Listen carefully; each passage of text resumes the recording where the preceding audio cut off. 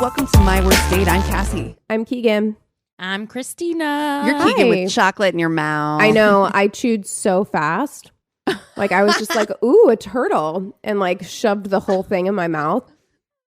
I have to announce that this episode, number 208 for us, is officially our 4-year anniversary.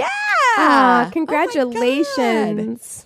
We did it, Joe. We did it, Joe. And what a ride it has been. You know, we made it through COVID, made it through dating somebody new, and a divorce and dating someone new, and dating all kinds of people for you, Christina. Wow, what a journey! Look back on your own personal journey throughout this process.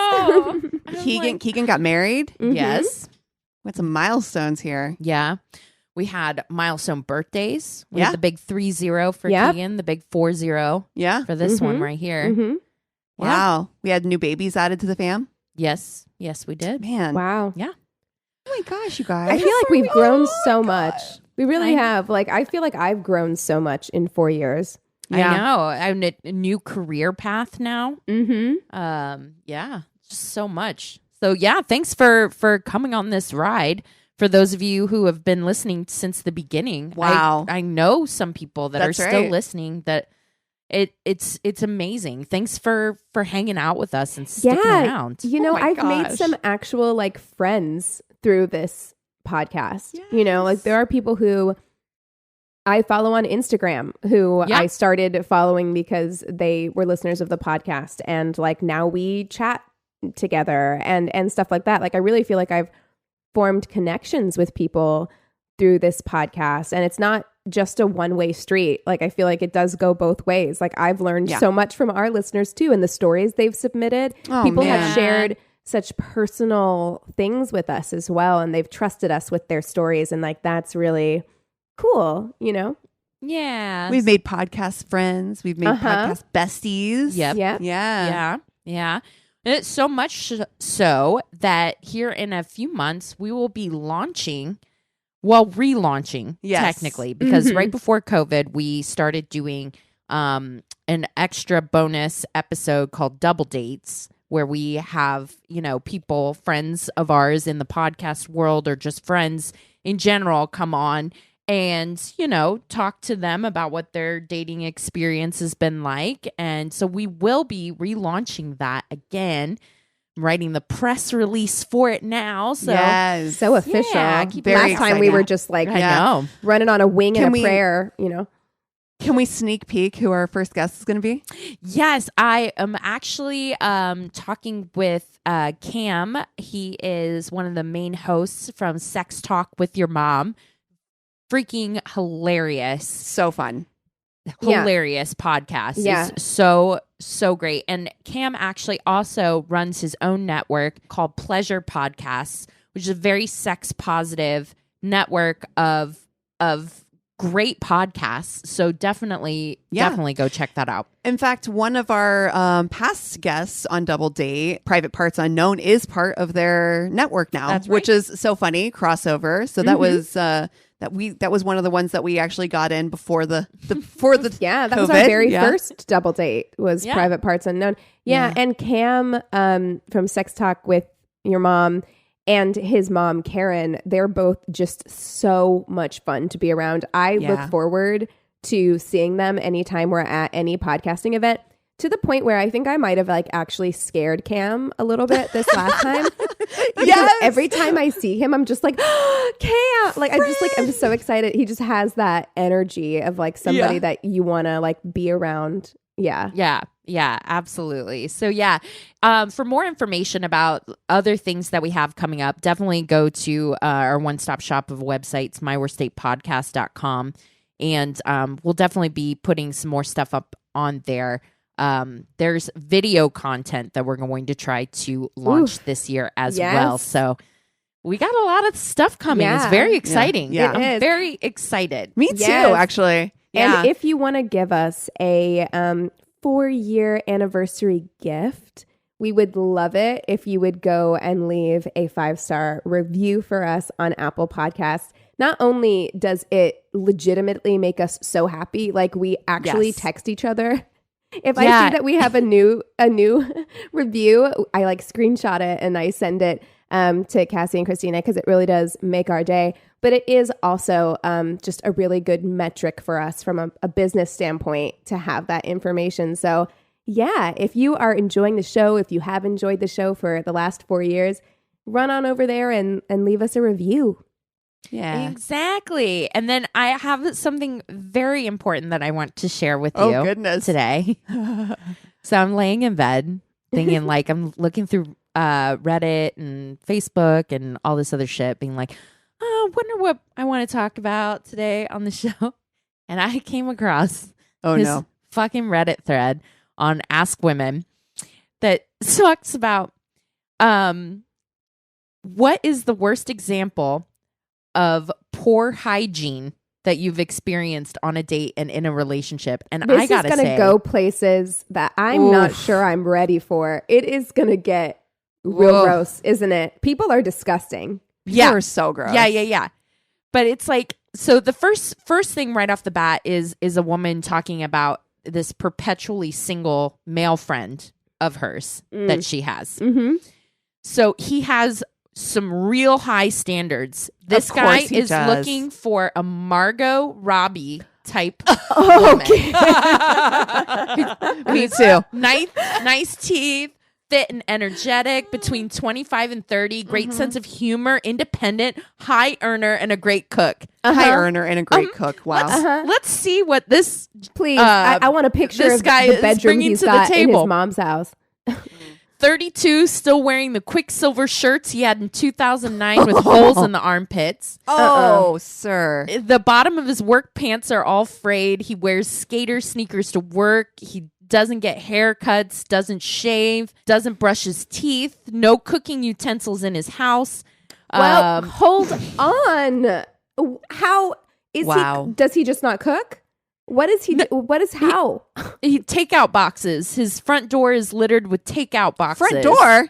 Yeah, I'm like, but looking for a Margot Robbie type. Look, this motherfucker right here got nerve. I cannot get over what society has done to women, that we can be actual 10s and constantly be questioning our self-worth. And meanwhile, motherfuckers like this exist. Honey, we see it all the time on TikTok with the joke, the male podcast or whatever. That guy with scurvy that's like, here's how you can actually like tell if a girl you're talking to is overweight. I'm like, fuck you, with scurvy. You of all people. You know, also, there was that TikTok trend that was like, my gorgeous friends and the guys who broke their heart, and it's always like the most like neck beard motherfucker, and like the most beautiful woman you've ever seen in your life, and you're like, you cried over that guy? We've all been there. Yes, we've all been there for sure. There's the guy that this one girl dated that had crusted shit on his underwear. To the point where she refused to combine laundry loads. My dude. Like, how do you have sex with that person? How do you not know how to wipe your ass? Like, how do you not know how to wipe your goddamn ass? Nothing in that region is going in my mouth. No. But like, they're clearly dating because like they're living doing together. So like, no, they're not. That's what she's like. Absolutely not. You're not putting your laundry in with mine. You can do your own. But sir. Okay. Like, are they just not having sex? Because I'm just like, there's no way. I wouldn't want to. Yeah, that's a huge turn on. The questionable. You know, I mean, 4 years of doing this podcast, we have discussed this. Like, Christina is free with her mouth. I am not. So already I'm like, I'm iffy on whether or not. Yeah, if you're not taking care of the back, methinks you're not taking care of the front either. No. You know what I mean? No. How you do one thing is how you do everything. Yeah. And so there's some dick cheese involved for sure. Oh, God. This This one girl says she lived with 3 guys in a house during her first year in university. Well, that's the first problem, yeah. She lived in an upstairs part with her own bathroom, while they all lived downstairs with one bathroom they shared. Should be. She says, I rarely went down there, but I was looking for something and was told it was in their bathroom. Oh, no. So I went down there and I stopped in the hallway because you can smell their bathroom from 15 feet away. Why are you like this? Why do you want to live this way? The floor has piss stains all over it. Stop. The entire bottom of the bathtub was black, except for the white circle where they stood under the shower head. The walls of the shower were black with mold. Every inch of caulk was black, green, and brown, as was the tile. Dude. The toilet seat was covered in pubes. Like you could barely even see the white porcelain. Inside the toilet was dark brown. The sink was black like the tub, and somehow there were pubes all over the counter. You couldn't even see the mirror. Oh my What was on the mirror? God. What was on the mirror? Exactly. She doesn't elaborate. It's just like, and it literally, then there's so many replies to that of like all the women that have had to have guy roommates like that in their early 20s Why do you want stuff. to live that way? Like, look, man, I can be a little bit messy, like occasionally when I'm like, I don't want to put all my makeup away right now or something like that. But I'm just like, it takes nothing to like rinse out the bathtub after you use it. Like, it's just how like, do you even feel clean? How? You can't. You cannot. You're stepping out of a black bathtub onto a piss-stained floor after your shower. You're never clean. And you're never clean. I can feel their towel. Do you know what I mean? It is stiff. The threadbare towel that hasn't been like properly washed. Probably it smells like mildew. Oh, it's grimy. It's got mildew. a film. It's got a film on it. Oh God, you guys. Oh my God. Cassie is about to crawl out of her skin. Of the 3 of us, I think you're taking this the hardest. And you're awful. a very clean person, dude. I remember that my worst fear was like when Dylan first moved out of the house. He was like 18, got his own place. I went over to see, it was the first time I went to his house, and I was like, oh my God, I'm so nervous. This is like 19-year-old boy house. Mm-hmm. And I was like, it's going to be filthy. And to be fair, it was a messy, but it was not filthy. I was so thankful. I was like, oh my God, it didn't like smell. There's a huge difference between messy it wasn't filthy. The bathroom, and I was dirty. like, I would have been able to use it if I needed to. There you go. Oh my God. There's such a big difference between messy and dirty. Like, it's okay. Like, for me, there's a big difference between like, oh, you have some things piling up, like you've got some books piling up in the living room or something, and like grime. Or even dusty. Like, okay, like I'm looking around his bedroom right now. It's a little dustier than I'd like to see it, to be personally fair. but he is somebody who's like, he does the dishes all the time. He does his own laundry. He cleans out the litter boxes. Like, he sweeps all the floors. Like, he does. He's a clean person. You have to recognize what can go a little while, and like dusting can go a little while. Like dishes, laundry, like those things really can't. Like, they just can't. I can always tell like how I'm doing mentally by how my house looks. Yeah. Because when I'm not doing the best mentally, the house is not in great shape. But this one takes the cake. Oh no. Girl went on a date with a guy, gets back to his house, his bathroom doesn't have toilet paper. She asks why. He says, because I only shit at work. Okay. Whoa, wait. That was better than I actually thought it was going to be. I thought for sure it was like, I wipe with my hand and then wash it or something. I did. I was like, I swear to God. He only shits at work. So, I mean, doesn't need toilet paper. He's like, first of all, I feel like that's the opposite of what most of us do. Like, I would love to avoid that. I don't want to, at work. I mean, you got to do what you got to do. I mean, you got to do what you got to do, but I don't make it like my goal. And secondly, that is some real control. If you are able to, I think a lot of men do that. I think a lot of men have that morning poop at work. It can't be good for you to hold What do you do on the weekends? Oh, exactly. Oh. Exactly. Good point. Valid. And valid also, point. I'm sorry, petition to get men to wipe their dicks after they pee. Petition to do that. I'm like, I don't want... Again, if you ever want that to go in my mouth, there has to... You can't just shake dry. I don't know. I don't know. I don't like that. I don't... Who made that rule? Yeah, I don't know. Also, I have another petition. It's okay if you're drunk to sit down to pee so you don't pee all over the floor. Yeah, there's nothing. Yeah. You're fine. Your masculinity is intact. It's okay. Just sit down. Listen, don't care. My husband straight up will sit. If he'd been drinking and he's like he's not feeling stable, he'll sit down to pee. He's a tidy guy. That's good. Yeah. So, last one that I'll share, but definitely this post has people literally. I'm gonna have to wash my brain out with soap. Honestly, she says, my ex didn't comb his hair for a year, I guess, and formed dreadlocks in the back of his head.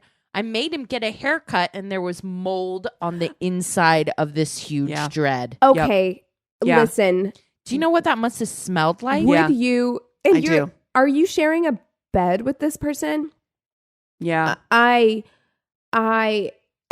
Look, I'm questioning our seen entire any of the relationship. videos of people who have done that, where they've gone like a year, sometimes 2 years without combing their hair. The videos of them like having to cut that out. What it looks like on the inside is just it's awful. Why would you go that long without combing your hair? Why? Depression. It's gotta be some kind of like sadness. Yeah, like it's depression. Deep sadness. Yeah. Because I'm just like. But it is, and it smells so awful. Just keep it buzzed. Like, if you can't manage, like, look, as somebody who suffers from depression and has curly hair, that does tend, I will say, when I had COVID, the first 3 days, it was just like in the same messy bun for like 3 days before I finally was like, all right, I need to like wash my hair and like comb it through and everything. So I understand that it could like get to that point. Like I guess I understand it, but at the same time, if you really can't take care of it, just cut it for years. Off. Yeah, just cut it off. Yeah. Ugh. Okay, how about this? I know I said that was the last one, but one guy I knew would jack off with his sweaty gym socks after a workout and let that bacteria just fester on his dick for the next 10 hours at work. Then wondered why his girlfriend kept getting infections. Oh, why? What's wrong with his hand? Why can't he just use his hand? Fuck you. The comment right under it just says, I got a UTI just reading this. Yes. Okay. 100%. How do you develop that habit? How do you develop that habit where you're like, this is what I'm going to start doing? How do you have a girlfriend? How do you have a girlfriend? Honestly, I hate. Oh my God, that's awful. Constantly getting infections when you're sleeping with a boyfriend.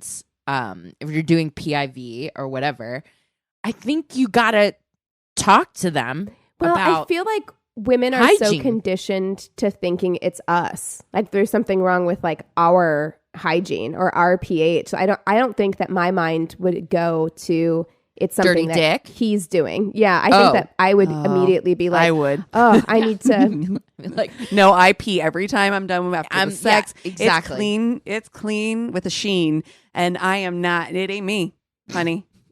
It ain't me. But it ain't me. Okay, I'm sorry. Can we just talk about this for just one more second? Because I just don't understand. Is that common that like men will use gym socks? Anything? I mean, it's like, definitely a trope. I don't know anybody who has. I asked my husband about it one time. So I was like, have you ever done that? He's like, no, it's disgusting. For what? I was like, right? It does feel disgusting. To be fair, I also have cleaned my son's clothes before. And I can tell you, I've never had a crusty gross sock action. Or rag. Is it because, fucking God. Is it because it keeps it contained? Yes. Probably. So, but that's what showers are for. Yeah, that's science. I've asked Eric about it, and he's like, "Yeah, no, it's like a shower." I did know a guy that used to take I don't think I want to know this. He used to take toilet paper and like fold a little like, 2, 3, 4 ply action, set it down on the sink, and then he would just come onto that like square of napkins. That takes some serious I kind of respect it. Like that is like he's like just right here, just right here. I kind of respect it. That is so a little like fastidious. Okay, who is this person? It was he's a Sagittarius, so okay. I don't know if that's that very fastidiousness. I don't know. Do I know this person? Yes, you do. I know. I think I know who you're talking about. Yeah, it would kind of track for that person in my mind. Actually, here's the only thing about that. Is while I can respect that because I'm just like you've thought ahead a little bit, and you're not like dirtying your dick up by putting it in a used gym sock, right? But I am like dirtying your. Are you really cleaning your bathroom counters regularly? Because I'm like, if I come, because that I think if you're that fastidious, I feel like you would. I feel like that is exactly the kind of guy who does. Well, the other thing that he would do if he didn't do the napkin trick is that he would just jerk off over the toilet bowl. And then it would just go into the toilet. Right. For you, sir. But for me, I'm like, it feels like it would cut the joy out a little bit. Exactly. It I'm does. like, you're masturbating in front of the toilet. I'm looking like, at the toilet. When I want to, Jill myself, I'm like, I'm comfy. I'm on my bed. I got my setup. You got a setup. My setup, conditions are just right. You got a glass of wine. Doing it above a toilet bowl is just it bums me out. It is very bummer. It also bums me out. I'm with you. I feel like in general, women are far more like we create conditions for ourselves. We treat ourselves right. We wine and dine ourselves. We romance ourselves a little bit. You know what I mean? Man, I don't. Well, I know you don't for sure. You're also but I'm also a guy. not standing in front of the toilet. No, you wouldn't do that. That is you true. You wouldn't do that, right? Like, true. so I'm like, I do like, I'm not gonna like put on Barry White and put rose petals on the bed, okay? But like I am going to like make sure I'm comfortable, like the pillows are propped just right. I'm gonna make sure I've got a glass of wine handy, like within reach. Like and that's like because for us though, like the littlest thing being like off and we won't be able to come. You know what I mean? Yes, that's so true. Like if it's a mind fuck. It's you have to, our minds have to be involved. Yep. And I'm wondering if that's the same thing for guys. I don't think so. Their minds are never involved in anything that they do. I have a good FMK idea, guys. Okay. Since we talked about dirties, I want to talk about clean guys because I feel like we've done, I want to think in your head, like for some reason, Jeff Lewis, is that his name? The guy who does the house flipping show. He came to mind like somebody who would just be like super clean. And now I don't want him on the list because I also think he's a bit problematic and awful. But I want to who do we think is who do you think clean? would keep a clean house? You know who I think would? Yeah. And Christina, I feel like let me know your thoughts on this. Jason Bateman. Okay. I bet he is clean. Yeah, absolutely. Yeah, you are correct. And I think he's a Capricorn, and he radiates Capricorn energy. Like I'm like, yeah, that man, 100, and he seems clean to me. Yeah, you're right. You're right. That's a good one. Oh man, let me think on this. I know. So I threw a whammy at us. You know who I was thinking is the guy that you like a lot. He lives in New York. The Hulk. The Hulk? Oh, Mark Ruffalo? Mark Ruffalo? Yeah. I don't know, though. He kind of also gives me off that, like, boho kind of living vibe. Yeah, right. I could go either way with him. Yeah. I feel like he's a clean hippie. Yeah. You know?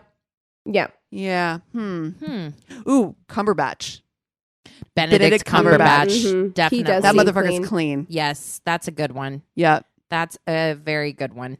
I don't know. There's something about a British accent that seems clean. to me. Just in general? Just in general. Yeah. It does. Yeah. They already have an advantage. It's that specific, like, posh British accent, too. Yeah. It's like, there are definitely, I mean, you give me a Cillian Murphy in Peaky Blinders, and I'm, like, a little less clean, okay? Yeah, like, that's a dirty house. Rugged, rough and rugged. But that's a filthy house. Filthy in the best way. Exactly. Yeah, okay. Who else? Like, I keep thinking then of, like, the opposite. Like, for whatever reason, like, I don't think that Jason Momoa. No. I would think, I think he would. I don't know. I think he's too carefree to be. Right. Yeah, that's true. Or like focused Matthew on McConaughey. higher things. You know what I mean? He's got shit lying around for sure. His wife is constantly, will you pick this shit up?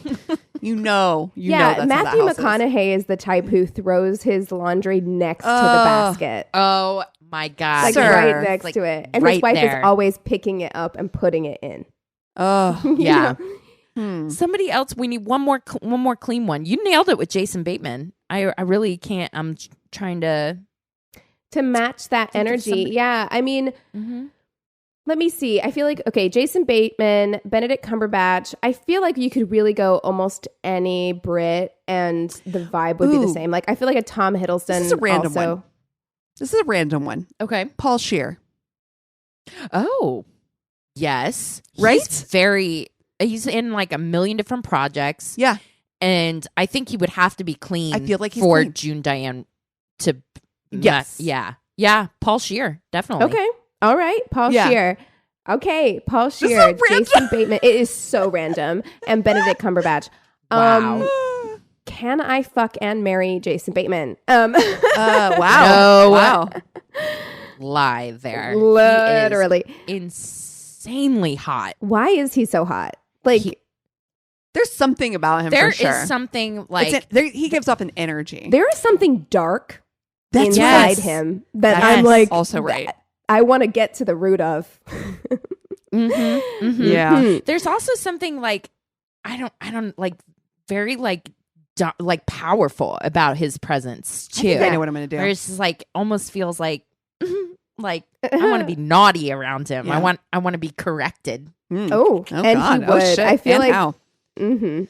Okay, I have it. I think. Okay, mine's going to be a hot take. I think.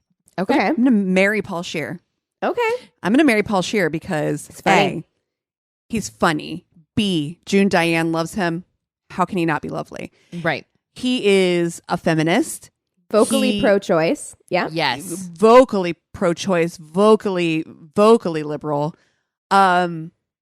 Yeah, I like him. I think that he's intellectual as well. He could hold a conversation with anybody. Mm-hmm. He's the kind of guy that you could take with you to any party. He will get along with your friends. Yeah. He's going to make himself around the room. Like, you don't have to babysit him. He is going to make himself... He's going to make friends with people. He's just going to be a good partner. I really, really, Oh my gosh. I'm going to marry Paul Scheer. Want to be friends with him just so I can meet June Diane. Face. Yeah. Well. Mantzoukas. Jason Mantzoukas. Jason Mantzoukas is so hot. That is a hot take. That is a hot take. Jason Mantzoukas. There is something about him. So hot. Okay. I said it. Okay, you did. Mm-hmm. You said it out loud. Mm-hmm. No, he is. So he is I hot. don't think I could marry Paul Scheer just because I'd be like drooling over his friend. You can't do that. I had to Google Jason Mantzoukas just so I knew I was thinking of the right person, and I am. I do think he's hot. Yeah, actually, yeah, he is hot. Yeah. So he's okay. Now, I will say that I initially thought he was hot. And he's so funny that it definitely amps up the hot factor. Mm-hmm. So that really, really makes such a big difference. What I will say is that we are too similarly funny in the way that we would probably fight all the time. Yeah. And I think that there's something about that makes him less hot to me. He would be fun as a friend in small doses for me. We would not be able to be around each other that much. Totally see that, Cass. Like you two would be competing for attention. Yeah. Oh, it'd be awful. And then you would be that couple at the party where like we can feel the tension rising and rising and rising. And then you have a fight in the car on the way home. Yes. Everyone would be so uncomfortable around us. It'd be awful. Wow. Yeah. I just came into my mind those parties that we've been to in the past. Oh, yeah. Where we've known that we've walked in the middle of that fight that they pressed on pause, and you're like, yeah. And Christina and I are just like making eye contact across the room, like, And I'm like, anything fun to talk about? Anything fun? Anything. And so what else? All right. Well, then who do you fuck? From Benedict Cumberbatch or Jason Bateman? I think I know what you're going to do. I think you're fucking Cumberbatch. I am, which is weird because I actually don't think that he's better looking than Jason Bateman. Agree. And I don't get it. Like, I don't understand it, but it's true. I am. There is something about Cumberbatch that I just want to, it's mysterious. He's one of those mysteries of like, shouldn't be hot, but is for some reason. Not necessarily even hot. I don't get it. I don't know. I don't know if it's just because he's tall. I don't know if that's where I'm at.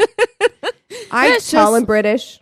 Tall and British. I want to friend Jason Bateman. I think that's the right choice for me. Okay. Yeah. And I'm sticking with this friend thing until the world starts acting right. Until my timeline comes back to normal, I'm fucking friending. I don't care what you guys do. You guys can kill away. I don't care what you guys do. I love that you put your foot down. You're like, I've put my own foot down for myself. Yeah. All right. Well, I am going to lock Jason Bateman down. I'm marrying that man. I am marrying that man. It's not a good idea.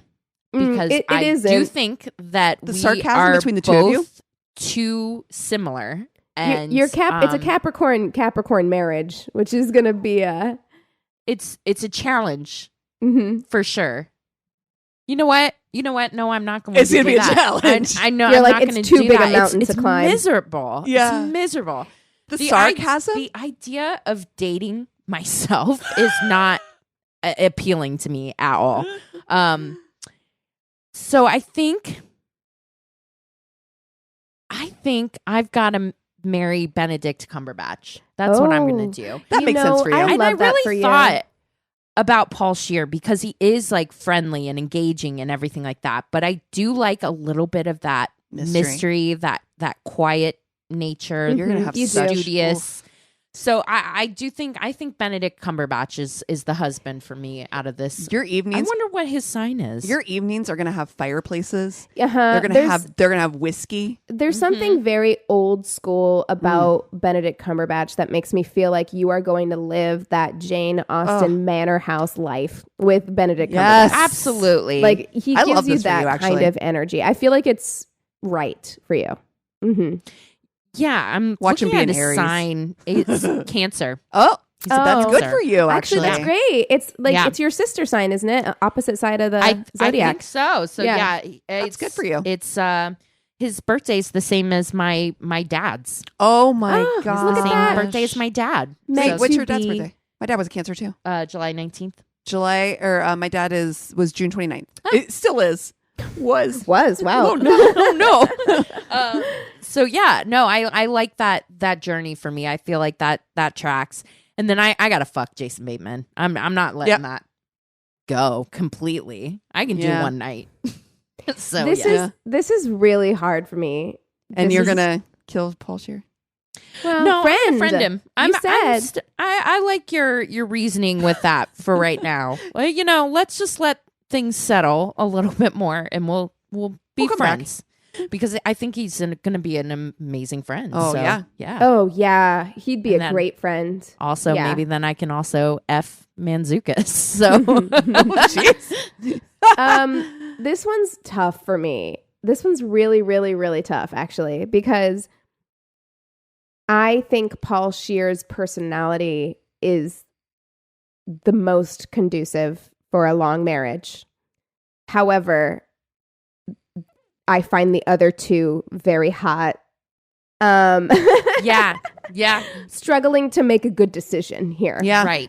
Because I find Jason Bateman and Jason Bateman I find to be the hottest of these three. Yeah. Yes. Benedict Cumberbatch, there is just an energy that he emits that I find very interesting that I would like to explore more deeply. Right.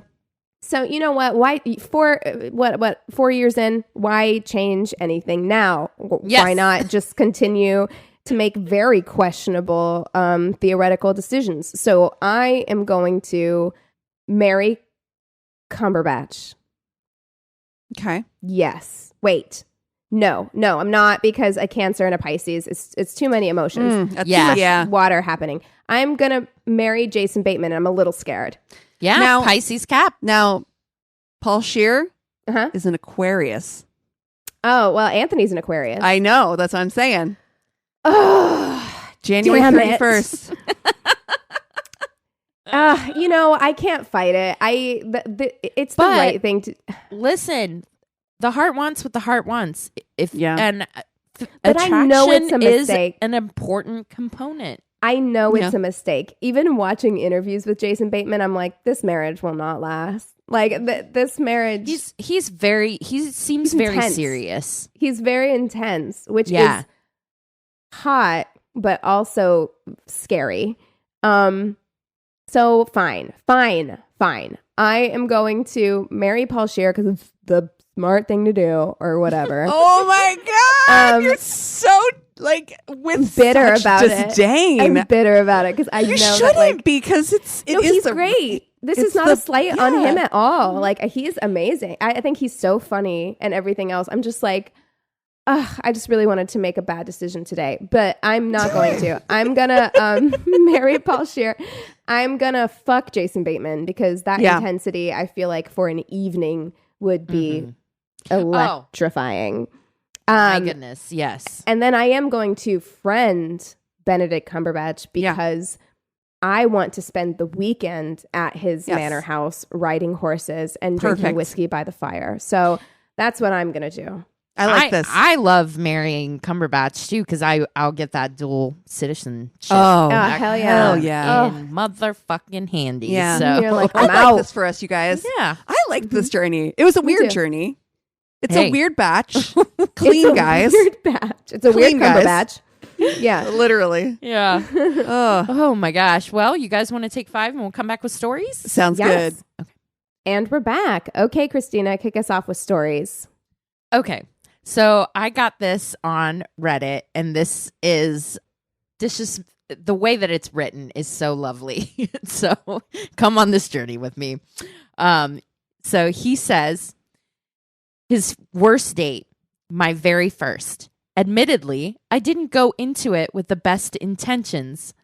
I thought going on a date with a woman would finally cure me of my feelings for men. Oh, honey, baby. Bless his sweet heart. Baby. Don't you just want to give him a hug? Yes.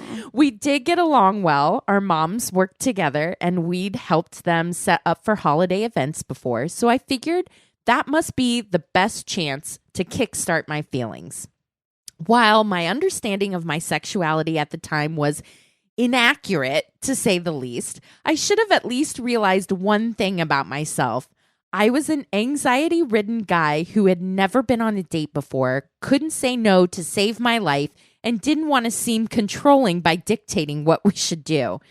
What was meant to be a simple lunch together and chat turned into a lunch together and chat, a trip back to my place to look through my house and see family pictures, a walk around my backyard, possibly a second, a drive over to her house to meet her mom and brother. Her dad happened to be at the same place we had lunch, so I'd already met him. Oh, sweet baby. A tour of her farm, her entire farm. The cows were admittedly quite cute. A stroll together across at least a half mile of field to meet some of her neighbors. Another stroll to meet more neighbors. I love this. They're best friends now, aren't they? Crossing the road and walking back in the direction of her house, stopping yet again to see, you guessed it, another neighbor. Oh my God. Having a bite to eat at said neighbor's place. Where she offered, she God bless her. Like, what town are they living in? I where, love like, this. She's got this kind of relationship with all of her neighbors. I know. I don't ever talk to my neighbors. Yeah, ever? I only know a couple of mine just because of how god awful terrible our management company is. So we've trauma bonded to our neighbors. I know all my neighbors. Yeah. Of course you do. Of course. Wow. The disdain in you it's today. It's a compliment. It's a compliment. Of course you know your face that wasn't complimentary. I'm going to say that. Walking back to her place to get in my car and drive about 20 minutes into town for a movie. Watch the movie. Driving back to her place to drop her off, where she tried to kiss me on the lips, and I turned my head, then pretended to be so tired that I couldn't read her cues before I finally went home. All in all, I clocked in about 9 hours. Honey. Oh, sweetie. And it still took me 6 months to realize I wasn't into girls, and another 2 to actually end things. But that's a whole other story in and of itself. Oh my gosh. Wow. Oh my God. I love that story just because it's like, it's just like awkward trying to find yourself and stuff. And I'm like, I wonder what the poor girl thinks and everything like that. But I mean, it's just part of the journey that we take in finding ourselves. Yeah. So, my heart goes out to him, but I'm also like, what was she doing?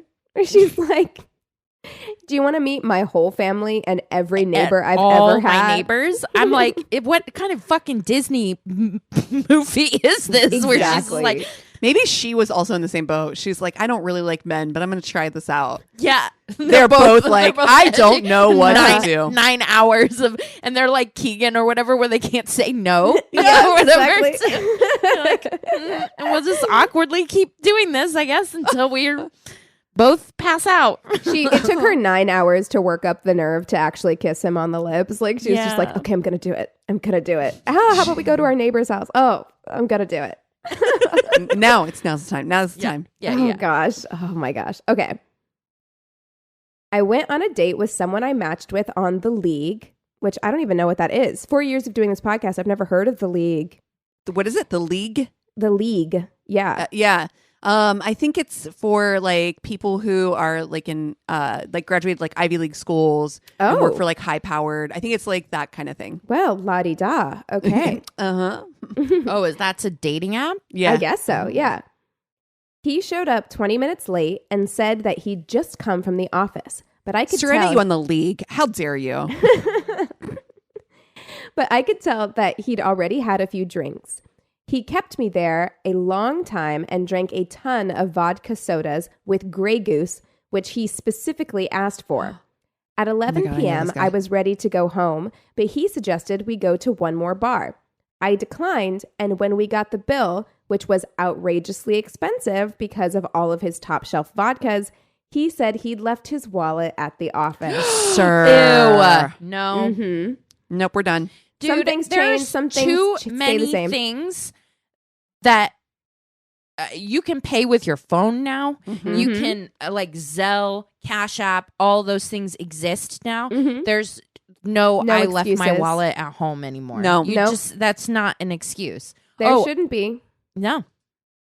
But he said it in a way that I just knew he'd known this the whole time. He also took a yellow cab to the date, which I saw him get out of and paid for it somehow.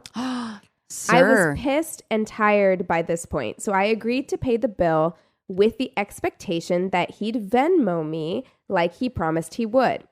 He was still bitter about me not wanting to go to another bar, but excuse me, why would I agree to that knowing I'd have to foot the whole bill? Right. For your Grey Goose. Mm-hmm. So we ended the date on a bad note. While in the cab home, he Venmo'd me $5 for the drinks. Sir. The bill was almost $150. Fuck that's you. Worse than that's not insulting. paying. Now we're starting a fight. Now $5? $5. That's passive aggressive. That's worse than not paying. Yeah. Right? Yeah. Like we agree. Yeah. He definitely saw the bill as well, so he knew how much it was. I blocked him on everything after that. I'm not one to believe that men should pick up the tab on every date, but this was just beyond. I couldn't get over that because I was just like, it's one thing to just ghost and like never pay for it or block her, which is gross. Don't do that. But it is a whole other thing to go out of your way to Venmo $5. $5. Like wouldn't even cover my $150 tab. Wouldn't even cover my late night Taco Bell $5. In this economy, not even a gallon of gas $5. I know. So. My good sir. Oh my God. Well, buckle your safety belts, my good friends, because I am going to take you on the 1 hour nightmare. Oh, I got this little puppy from Reddit. It says a few years ago, I agreed to a blind date. Numbers were exchanged, phone calls were made, and she and I planned to have dinner that Friday evening. This is the timeline of said date. Okay. 6:45 p.m. I arrive at her house to pick her up. I know this seems odd for a blind date protocol, but she had requested that. Rather than both of us meet at the restaurant, I picked her up because her car was not, quote, street legal. What? Street? What's that mean? What's I have the a question. Specific definition for street legal? A lot of questions. She walks out of her house dressed fairly nice, and as she approaches the car, I could smell the distinct aroma of vodka. Oh. When she hugged me hello, I could tell that she had been pre-gaming for this date big time. I opened the door for her, helped her into the car, and away we went to share a magical evening together. Pause. 6:55. Can we please talk about what is the appropriate amount to pregame? Because I feel like pre-gaming is fine. I would do it because I get nervous. Yep. But I'm thinking maybe like a bevy. Yeah, like two, maybe two. Maybe two. I keep it at beer, wine only. Yes. Pre-gaming with liquor is a dangerous proposition. Yes. You are it's a fool's playing game. with fire. Mm-hmm. But yeah, like a nice glass of red wine was the perfect pre-game for me for a date. Yeah. Red wine Christina is like smart, chill, confident, relaxed, and confident. Yeah, exactly. You get into like whiskey, Christina is a little too confident. We call her Whiskey Tina. Yeah, exactly. So yeah, pre-gaming with liquor is dangerous. Yeah.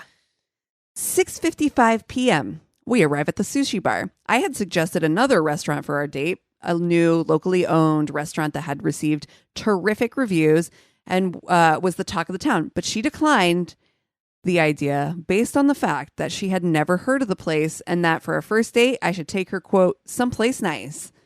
The conversation in the car was standard getting to know you stuff. She complimented my attire. She requested that the music be changed from alt rock to hip hop station and questioned whether or not I was a serial killer. You know, the standard stuff. Yeah. Mm-hmm. Yeah. 7 p.m. We are seated and given menus. She opens her menu and orders a bottle of Tokyo Rose, a combination of sake and plum wine. As the waiter is walking away, my date opens her menu and says, "Know what's weird? I really like Jap food, but I can't stand Japs." Oh. Whoa. Oh, no. Oh, no. Oh, what do? You Came just get up and leave? Hot. I looked up from my menu and searched her face for any trace of sarcasm or irony. I also noticed out of the corner of my eye that the waiter, upon hearing this, froze in place for a brief moment. Stop. Shook his head as if he'd imagined the whole thing and then just went about his business. She then continued on. I also really don't like and proceeded to list every single ethnic and racial slur that I have ever heard and a good number that I had not. Oh, no. The waiter returned with our drinks shortly thereafter. Right? 7:06. Yeah. It's a 1 hour date. So we're at 7:06. Holy shit. So she came in real hot. In a sushi restaurant. Wow. 7:06 p.m. After placing our food order, I ordered a tuna roll. She ordered salad because she thought of the thought of eating raw fish made her sick. But you insisted I take you to a, quote, nice restaurant sushi. And you ordered salad? Do you know what sushi is? Probably not. People that are usually that ignorant with their opinions. Yeah, I think that kind of translates to other things as well. So. Yeah. She asked me an odd question. Are you hairy? I cannot recall if anyone had ever asked me that before, and one is unaware as to how I should answer that. He's like, I'm a 37-year-old man, so I have body hair. I'm not Chewbacca, but I don't look like a 10-year-old boy either. Apparently, this was an issue for her. well, if we're going to fuck tonight, then we need to get that, to wax that shit off because I don't play that way. No, we're not gonna fuck tonight. It's not gonna come into play. So don't worry about it. That be. I already decided that this date had as soon as this date began that there would not be any fucking. So I was not too worried about being violently shorn that evening. Quick to change the subject, I decided to ask a question that might distract her vodka and sake-soaked mind. So, do you have any tattoos? I've got one. Her eyes lit up, and she nodded excitedly. Oh no. 7:12 p.m. My delicate flower of a date throws her leg up on the table, lifts her pant leg, and shows me a tattoo that wraps around her ankle. It is some generic looking tribal pattern with a few kanji characters. Characters. Oh, okay. Yeah. That the tracks racist has kanji characters tattooed? Exactly. Cool. Worked into the design, she explains that they are Japanese script and are actually the names of her future children. Children. Dylan and Skylar. Wow. Dylan and Skylar.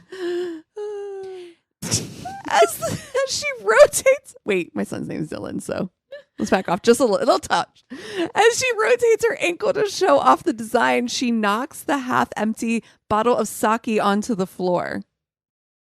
Like, what is happening? You know that server is so pissed. Like, he's just standing in the corner just like, Or that waiter server is 7:16 p.m. An amused waiter assists me with my attempt to soak up the spilled liquor from the carpet while my date reveals her second tattoo.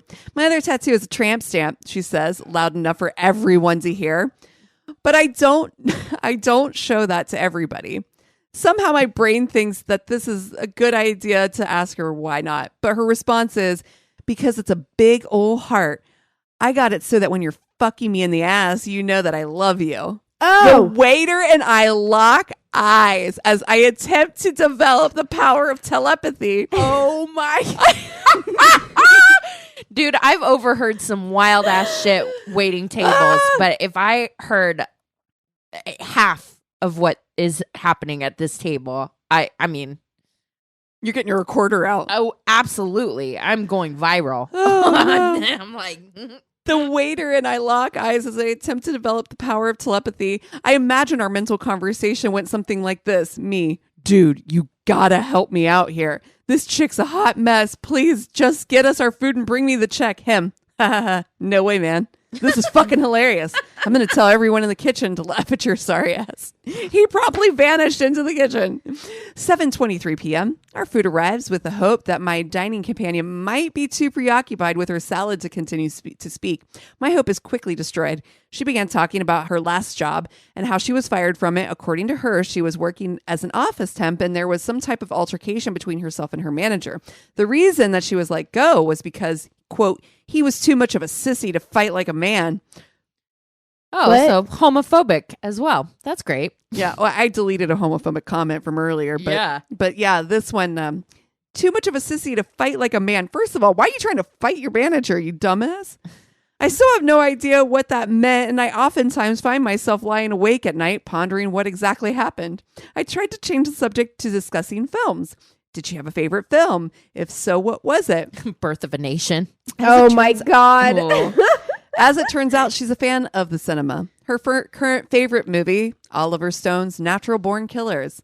I also enjoy the film, but for reasons quite different from hers. Instead of citing Stone's use of blunt violence, mixed media, different film stock, and sometimes shocking juxtaposition of the horrors of American suburban life with the colorful media happy world of the 1990s, her reason was because Mallory Knox is fucking hot. She then went on to quote every single line of dialogue that Juliette Lewis did in the film. 7:26. How sexy am I now, fucker? She screamed as she stood on her chair with one foot planted centimeters away from my empty plate. No. I'm sorry. At this point, I feel like, look, I would feel like I'm on a punked show or something. Yeah, you got to get up, pay the bill, and then leave, right? Like, I feel like I would leave. Yeah. I'm well, honestly, too, it's hard because, like, for us, like a guy doing that, behaving that erratically and spouting that kind of hatred and ignorance is dangerous. Like for us, I'm like, I got to get out of here before I become a fucking Dateline episode. So deuces. Right. Yeah. But maybe for a guy, they don't feel that way. Well, and also I guess there is that element of like, she's clearly, even though she's obviously a vile human being, she's clearly also wasted. Yeah. And so there's also that element of like, you have a responsibility to make sure she gets the date up and you get her home. Yeah. You know what I mean? Yeah. Like, you're like, we're done. This time, so in order to calm things down, I decided to switch the subject yet again. This time I decided to learn about her family. I offered that I had one younger brother and 2 adorable nieces. She said that the only family she had was her mother, with whom she lived. She went into detail about the fights she had with her mother, would have on a daily basis, and now her mother did not understand the stress that she had to deal with in her everyday life. This, she explained, was why it was vital that she be able to continue her strict regimen of Prozac and vodka. I could see the storm clouds gathering in her eyes as she went on. Quote, and my mama just doesn't understand how tough it is. If she would just get a better job, then maybe I wouldn't have to collect unemployment. I mean, I have to remember to turn in the paperwork once a week. The dam holding back the emotions finally burst and she began to cry, turning her eye makeup into a river of grief. 7:30 p.m. This is so... It's too much. All of this has happened in half an hour? Yes. I don't even know how it's possible. The helpful and courteous waiter appears at the table looking resplendent in his branded apron with a shit-eating grin. Can I get you to anything else? He offers. I leaned over and said, just the check, please. At 7:35, after ruining 2 napkins, I was finally able to stop the flow of tears coming from my date. The waiter, realizing that his last stunt was more than likely going to cost him a tip, returned with a check. I quickly gave him my card, and he ran it with all haste. As I signed the tab, my date said, so what are we doing now? As if nothing had happened. Not a thing, ma'am. I'm taking you home. 7:45, as I pulled in my car onto her street, she said, you're not going to call me back. I can tell. Not wanting to hurt her feelings or risk having her go feral while I'm still in my car, I said, I just don't think I'm the right guy for you. Understatement of the fucking century. Oh Amen. God. When we pulled into the driveway, she began crying again. Why is this date over? It's not even 8 and I'm not even drunk yet. Oh, sweetie. I think that you are, ma'am. Yeah. I exited the vehicle, opened the passenger door, partly because I'm a gentleman, partly to give her the hint to get the fuck out of my car. Yeah. She stood in the front of me crying with her hand in her head in her hands. Not being a monster, I decided to give her a hug. And as soon as I pulled her close to me, she raised her head and sunk her teeth into my neck. Stop it! She fucking bit him? This bitch fucking bit me. Wow. Then I am not going to say what she says, but she says, fuck you, you fucking slur. Oh no. As I get into my car, my cell phone rang and it was my rescue call. I answered, staring off into space like Martin Sheen at the Apocalypse Now. Hey man, how's your date going? Asked my friend. No. The only thing I could mutter was the horror. Meanwhile, your neck is you're bleeding from the neck. Yeah. Oh God. My morning routine is epilogue. My morning routine is fairly boring. Wake up, check my email, read the news while enjoying a cup of coffee, check my phone for messages, very pedestrian stuff. Every now and then, when I pick up my phone while pouring my coffee, I find a text message sent between 1 a.m. and 5 a.m. from a number labeled do not answer. Sometimes they're nude pictures, sometimes they're violent threats. Each time I slowly reach up and rub the spot in my neck, which has suddenly began throbbing. Wow. Yeah. That is epic. Epic. An hour. Yeah. That all happened in an hour. Wow. I feel like that changes you. Yeah. You got phantom pain in your neck now. This is a different person. Who set you up on that blind date, my man? Also, yeah. You're cutting that person off immediately. You can't trust that person. Very, very stern talk with them. Yeah. Like, how dare you, first of all? Oh my God. Woo. Wow. I'm shaking. Woo. Well, should we take a break? Yes, we take a break and we'll be right back with Tainted Love. Cool. And we're back. And I've got the Tainted Love this week. And I am heavily anticipating this. Me too. You got a book. Because you guys, you guys sent it and you were like, oh my gosh, can you believe it? Because the news is everywhere. Mm-hmm.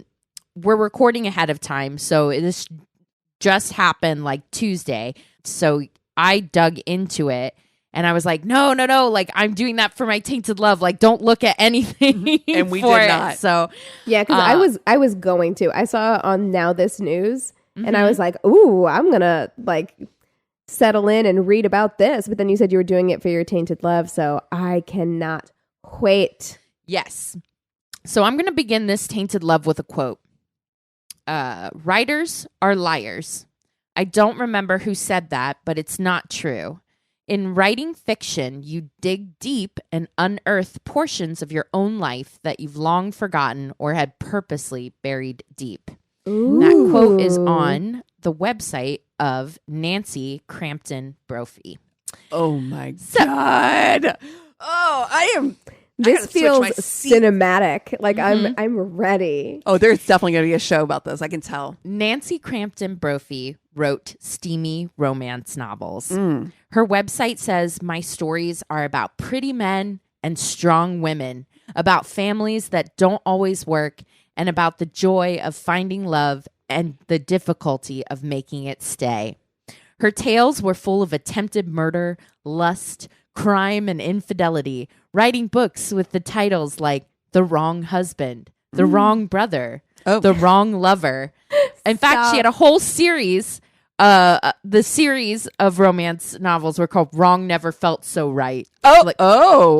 Which I read The Wrong Brother, which was book 1 in that series. Oh my God. Christina, I have to tell the listeners, listen, you always get very into your Tainted Love stories, but I have rarely seen you so stoked about a story. Like, dude, you are glowing. Mm-hmm. Yeah, it's so I read the book. Yeah. It's long. I didn't think it was going to be that. It's not the worst romance novel I've read. It's weird knowing what I know about. Oh yeah, how do you and separate the fact that she's like, you know, a 70-year-old woman writing these things. It definitely takes you out of it. But it isn't the worst thing I've ever read. It's not great though either. Okay. She also wrote a blog post in 2011 titled "How to Murder Your Husband." So let's read it together and see what we think. So, How to Murder Your Husband. As a romantic suspense writer, I spend a lot of time thinking about murder and consequently about police procedure. After all, if the murder is supposed to set me free, I certainly don't want to spend any time in jail. And let me say clearly for the record, I don't like jumpsuits and orange isn't my color. Wow. I love that. So we're recording this remotely. Wow. And Cassi and Christina are in the same room and I am not on Skype. And I still feel like I am making eye contact with Cassi. You are. This. Like, we're like, you are. Mm-hmm. We are like, I am. So, motives. Number 1, financial. This is big. Divorce is expensive, and do you really want to split your possessions? Or if you married for money, aren't you entitled to all of it? The drawback. No, wait. Time out. No. I think the answer is no. I think the answer is no. You are not. The drawback is police aren't stupid. They're looking at you first. So you have to be organized, ruthless, and very clever. Husbands have disappeared from cruise ships before. Why not yours? Number 2, motive. Lying, cheating bastard. Deception of any sort. This is a crime of passion. In anger, you bash his head in or stab him with a kitchen knife. Most of the time, there is a trail that leads directly to you. Each type of murder leaves clues. A crime of passion does not look like a stranger was involved. And who's left to clean the blood from your carpeting? Asking the real questions. Oh, no. Number 3, fell in love with someone else. Usually financial is also involved here. Let's say your church frowns on divorce. You need to be a widow so you won't fall out of favor with your religion. At this point, I should mention that it helps if you aren't too burdened by the 10 Commandments. Yikes. Number 4, abuser. This one is tough. Anybody can claim abuse. What is abuse? To a teenager, it might look different than to a spouse. As a motivation, this reason usually comes up after you've been arrested. Not a lot of abused wives dial 911 upon burning down the house with their husband in it. Number 5, it's your profession. Now we're talking. You already possess both skill and knowledge. You have the moral ambiguity necessary to carry it off. Quick hit and you fade from the scene. Get your payment up front from someone else, though, because life insurance probably won't send a check. Damn. Options to consider. Guns. Loud, messy, require some skill. If it takes 10 shots for the sucker to die, either you have terrible aim or he's on drugs. Oof. Knives. Really personal and close up. Blood everywhere. Ew. Garrote. How much upper body strength does it require to strangle a person? Really concerned with how detailed this blog post is. Like levels, layers. This is a fucking post on your because I could see it being a joke blog. Where you're like, oh, haha, funny because she writes this stuff. You know what I mean? Like if it popped up, I'd be like, oh, that's kind of it's satire or whatever. But I'm like, you're going, real deep. Yeah, it goes even deeper. She talks about poison. She talks about hiring a lover, like all this kind of thing. Now, so we've read through this thing, and to me, I read through her entire website. In fact, that's like one of the number one sources that I'm quoting is nancybrophyauthor.com. You can get an about page. Damn. You can get her books. You can see her on tour for her like book tours and stuff. It was very eerie. But then a lot of local papers because this all happens in Portland. So her about page, she lives in a quiet suburb of Portland, selling insurance by day and writing by night. And her husband. That's a red flag. Insurance by day? Yeah.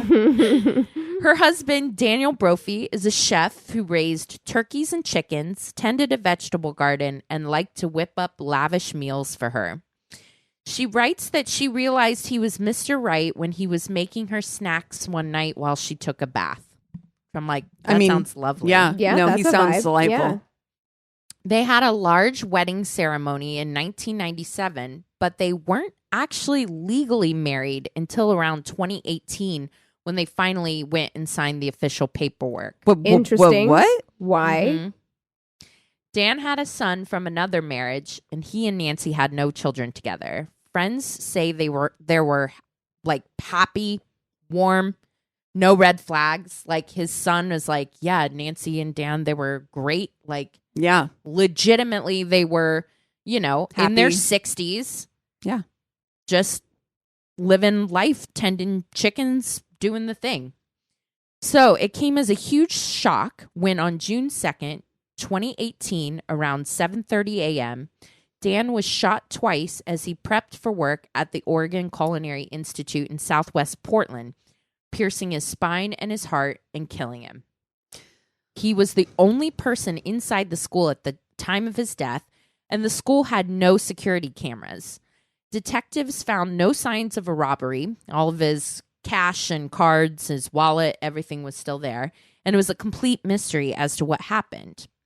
Nancy was distraught, posting to Facebook, "For those of you who are close to me and feel this deserved a phone call, you are right, but I am struggling to make sense of everything right now."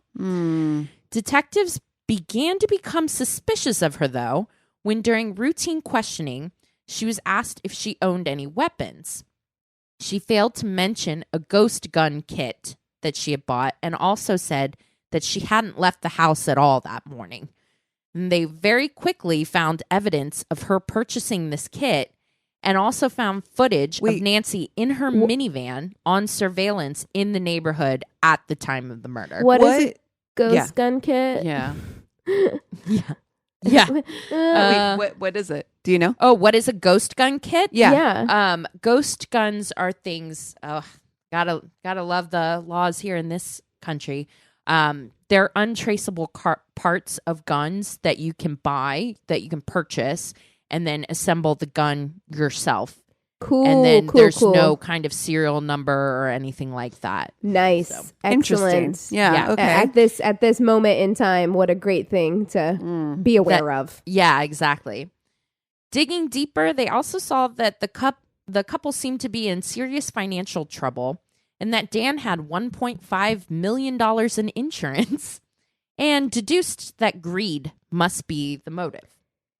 So she's arrested in September. The murder happens in June. She's arrested in September of 2018. And the trial didn't begin until this year. So they've been spending all this time gathering evidence, that sort of thing. The trial started this year. While the judge ruled that her murder blog was too old to present as evidence, prosecutors were still able to point at Nancy as a failed romance novelist who wrote about murder and wanted to kill Dan to get that life insurance money. Which she just qualified for literally, months ago, because they weren't actually really married, apparently, until 2018 when he died. Exactly. Interesting. Yeah, she wasn't on the mortgage for the house either. He had just added her to the deed. Wow. So it was like a lot of things lined up. Like, and we'll talk about it at the end. Because the problem is that it was an entirely circumstantial case. Mm-hmm. There's no DNA, like nothing like that. No eyewitness, nothing. So the prosecution's case is pretty bare bones. They say her books weren't selling and they were struggling to make mortgage payments, even though they did keep up with $1,000 a month insurance premiums for Dan. So she faced a single charge of second-degree murder. In the trial, she pleads not guilty. Prosecution focused on the gun, contending that Nancy purchased that ghost gun kit, and a Glock 9mm, which they later recovered from her. Jesus. But the Glock that they had, the barrel or whatever, I don't know dick all about guns. Me neither. The slide. I'm like, that sounds right to me. The slide was not in place correctly. They know that she purchased another slide and barrel for this Glock, but they were never able to find it. And that Glock that she handed over does not match the bullets are on the scene. So they think that she purchased the Glock, shot Dan, then replaced the barrel and everything like that so that it wouldn't be. And they've never been able to find the barrel. Yeah. The gun does not match the bullets, for that reason. So that's what they've got. And so defense argues that the accusations of financial trouble are actually exaggerated. The couple was getting older. They had like a multi-story house. They were planning on downsizing anyways, which is why Nancy got like added to the deed. They were going to downsize to a ranch home. And they had struggled a little bit from 2014 to 2017, but they had recently like refinanced and everything. Mm-hmm. And Nancy's like, I sold insurance. We were getting older and I got commission for all these. And I have insurance on myself too. I sold all of this so that I could get, commission at my job. So this isn't unusual. It's also when you dig into their finances, she's actually worse off with him dead. Wow. She would have been much better with him alive. They would have made a lot more money. His insurance wouldn't really pay out. They got a big payout when he turned like 70 something. So it's actually not advantageous. And also, if you've ever tried to like claim life insurance when someone's been murdered, like, if he had died naturally, you can get it rather quickly. But a murder, like, you're never going to see that money, especially if you're a suspect. So yeah, it just doesn't, she's like, that doesn't make sense as a motive. And she's like, the ghost gun parts were for my novels, were for research. And having read her books, there's a lot of weird crime stuff. Like I read The Wrong Brother, and the premise is the main guy is like a Navy SEAL, and he comes back. He's a Navy SEAL ex-NASCAR race driver. Of course he is. No. And he comes back, and his younger brother is like dealing drugs and is a mess, but he's in love with his brother's girlfriend, who is a sex therapist. It's oh my God. Of course she is. There's so much like random, stupid details in that I can definitely see that, she purchased this kit because she wanted to know how it fit together and stuff. So she's like, okay. And she's like, Dan even signed for those gun parts. Yeah. Because I was out of town. Like, he knew it. He knew it was part of my writing. And so while previously she had told police she hadn't left the house in the morning, on stand, she now said she had a memory hole from that morning. But she kept adding new details and changing her story about why she was out and about that morning so early. She's like, I went to Starbucks. And they're like, well, there's no record on your card that you went to Starbucks. She's like, well, then I probably paid cash. I don't really remember. It was very traumatic. Like, yeah. And then she also, like, she made it there when the police were still there because she was, like, out and about. And she already knew he was dead before anybody had told her, which was a big thing. Yeah. So she's like, I was able to put it together through context clues because there was caution tape. Everyone else was out there, not Dan. And I kept trying to reach Dan. And then somebody hugged me. And I figured that it must mean that to be honest, dead. that's not super far-fetched. Yeah. Like, any one of us would probably have assumed the same thing in that situation. Right. I would have. We've seen enough Dateline to know. Yeah. Yeah. So the jury deliberated for about a day and then returned a verdict of guilty, with many speculating that Nancy taking the stand actually hurt her case, which probably, was 100% circumstantial. And there's like interviews with jury members like afterwards, them saying that, her temperament didn't fit what they thought. But that doesn't mean that's not exactly her husband. Like, right. I mean, look, it doesn't look great. You make a satirical blog post, very detailed about things you could do to kill your husband, and then your husband ends up murdered. It doesn't look good. No, but you can't convict people based on what it looks like. Yeah, exactly. Right. And I do think that had she not taken the stand in her own defense, she may have gotten off. Actually, interesting. I mean, of course they're going to appeal it. Yeah, it's going into appeals because it's interesting. But her they were just pointed out that like she was laughing sometimes during her testimony, and like that just rubbed people the wrong way. I would be so convicted.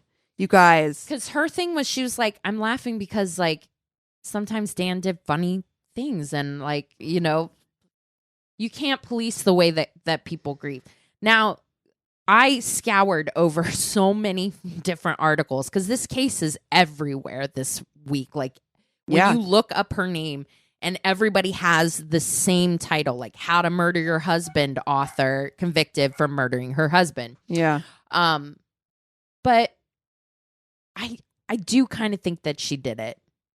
But what bothers me is that I cannot for the life of me think of why. Why? And that's why this case kind of stuck in my head as a Tainted Love case, is because like everybody was saying, like literally no one testified that they had any marital problems whatsoever. Wow. But I really legitimately do think that she killed him.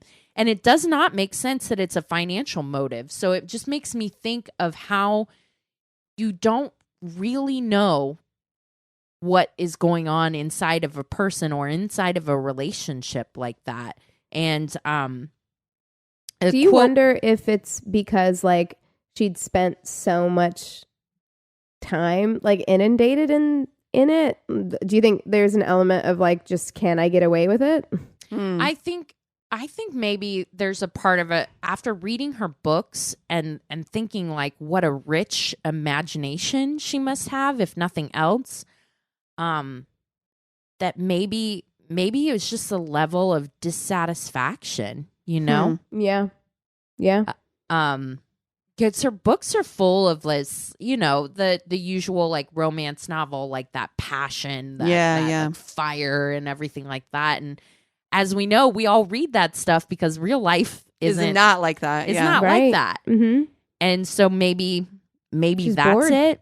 Yeah. But a quote from her website stands out to me. And I wrote, as I skim article to article to glean whatever kind of insight I can, hoping for a clear answer. In response to listing how great it is to be married to Dan, she writes, "Be careful what you wish for. When the gods are truly angry, they grant our wishes." What does it mean? A marriage that seems great to everyone on the outside can hide some really dark and insidious little hatreds day in and day out. And maybe someone who practiced writing about passion and murder decided that she would take matters into her own hands and that she would be able to get away with it. Wow. And that is The Tainted Love of Nancy Crampton Brophy. That is... That's a lot. That's like, it's a real head scratcher because, I mean, because who else would have done it? But also they didn't look into anyone else. That's right. How did we know? You know? Yeah. I mean, as a juror and I read like through all the different reporting of all the testimony and everything. It's 100% circumstantial. And I don't think that I would be able to say like, or convict somebody, you know, from what, from that information, yeah, exactly. It's just not enough. The gun doesn't match, even though they can postulate. Yeah, that's right. That the slide and stuff like that. If they were able to locate that, then it would match. It's like, but you didn't. Yeah, but I also know a 70-something-year-old woman. You know what I'm saying? Yeah. I mean, my mom is in her 70s now. Like, I love her, but she could never pull that off. Yeah, but. You know, does she sit and write romance novels? Right, exactly. Like, this woman spends all her time absorbed in this and thinking about this, obviously, to write a blog post that's that detailed with every single scenario and circumstance. You said it was a long time ago, though, that this blog post. When was the blog post written? 2011. Oh, wow. Which is why it wasn't admitted. The judge was like, that's too long ago. It's not relevant. She spent her whole life. It would be like finding out that Anne Rule murdered somebody, where you're just like, yeah, you know, because it's just like, oh man, you know, even not to slander our lovely lady Anne Rule at all, but it's just like, yeah, if there's somebody you spent your whole life, your whole adult life thinking about and talking about this thing, you probably know it better than like your average 70-year-old woman would. It's true. But the thing, like I said, that gets under my skin the most about this case is just how nobody had any clue whatsoever. Like, to the outside, they were a very happy couple. Yeah. They had lots of friends. Nothing struck anybody as unusual. Right. So yeah. Oof. Yeah. There you go. What a story. Thanks, Christina. Wow. You're welcome. Woo. But yeah, Goodness. The Wrong Never Felt So Right series is actually on Kindle Unlimited. Oh, great. So I can you know Cassie's going to be on that. There's The Wrong Brother. Feels convoluted, if I'm honest. The Wrong Husband, The Wrong Hero, The Wrong Cop. So there's a lot. There's a little something for everybody, I guess. Something for everybody. Oh, man. I think. But yeah, there you go. Woo! Well, on that note, what are you? What else have you been doing besides reading? Besides reading, this book is wild too. Yeah. By the way, like I said, the guy is a Navy SEAL ex NASCAR driver. And she's a nervous, timid. Of course, sex therapist. Of course she is. Does she trip over herself all the time? Is she always like tripping, catfalling? She doesn't know how beautiful she is. Of course she doesn't. Of course she doesn't. Nope. Sex therapist too, mind you. Wow. So yeah, it's a ride, but it took me a lot longer to read it than I thought. I thought there's no way she writes like actual romance novels, right? Motherfucker, it's a long. Novel. It's a novel. It's long. I'm like, is this over yet? Not enough sex in it either. I will say. See, I'm out. Yeah, it's pretty. It's trying to be like a thriller kind of thing. Oh no, sexy thriller. Wow. Yeah. So, do I recommend? No, I do not. But if you're curious, it's there. It's there, and it's free if you've got Kindle Unlimited. So why not? So.